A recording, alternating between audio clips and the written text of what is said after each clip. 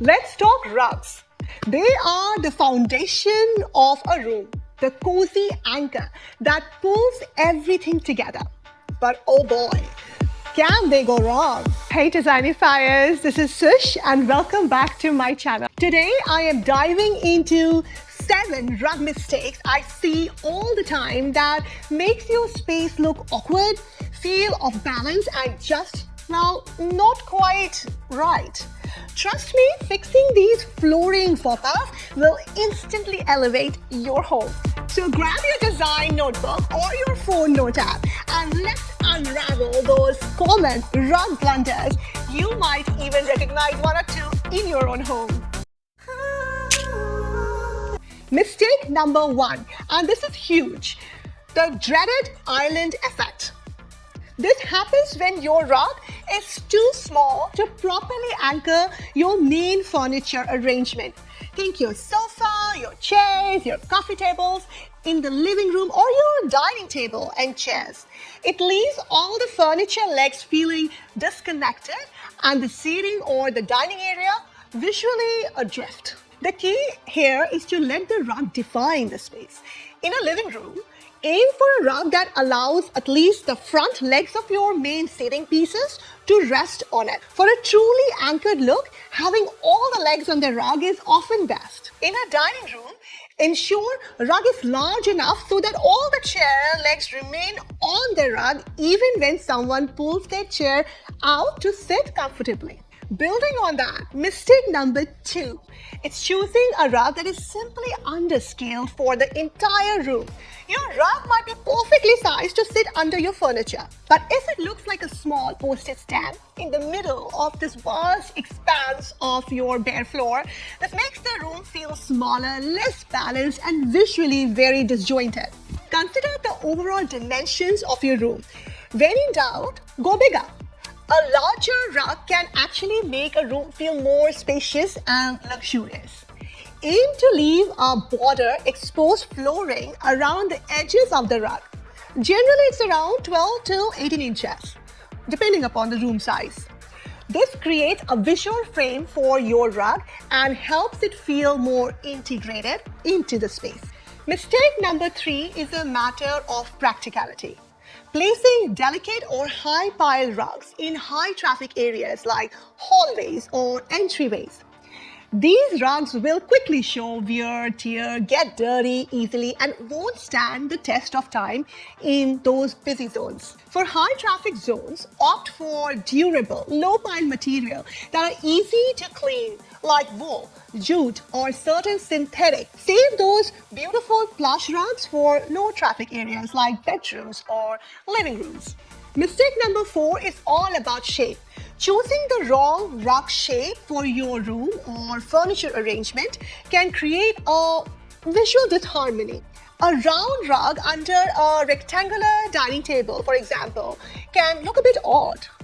Consider the shape of your room and your main furniture pieces. Rectangular rugs generally work well in a rectangular room with linear furniture arrangements.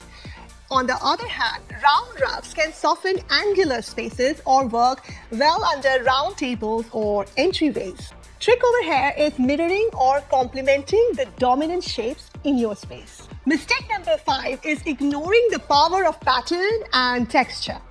A rug is a fantastic opportunity to add visual interest and depth to a room. Choosing a rug that's completely bland or which clashes with your existing patterns can make your feel space either very bland or very chaotic. Now, don't be afraid to experiment with patterns and texture. A subtle pattern can add visual interest without overwhelming the space, while a textured rug can add warmth and coziness. Consider the other patterns in your room, like on your throw pillows or curtains, and aim for a rug that either complements them or provides a nice contrast. Mistake number 6 is skipping the rug pad. Now, this seems like an unnecessary extra expense, but trust me, it's crucial for both safety and the longevity of a rug. A rug without a pad can slip and slide, creating tripping hazard, and it can also wear down faster. Invest in a good quality rug pad. It will keep your rug in place, prevent accidents and extra cushioning underfoot, and protect both your rug and your flooring from unnecessary wear and tear. And finally, mistake number 7. It's overlapping rugs in a way that looks unintentional and messy. While layering rugs can be a stylish technique, it needs to be done thoughtfully and with purpose. Simply throwing 2 rugs together haphazardly can look like a design afterthought. If you are going to layer rugs, ensure there is a clear visual hierarchy and the rugs complement each other in terms of size, pattern, and texture. Usually, larger neutral rugs form the base with a smaller, more decorative rug layered on the top to define a specific area. And there you have it, the top 7 rug mistakes to avoid to ensure your floors are looking fabulous and feeling just right. I hope you choose and place your rugs with confidence. Remember, a well-chosen and a well-placed rug can truly transform a room. If you found these rug rules helpful, please give this video a big thumbs up. Share it with your friends who might be wrestling with their rugs. And please subscribe for more design tips from your favorite design BFF. Let me know in the comments what your rug challenges you have faced or your favorite rug styling tips.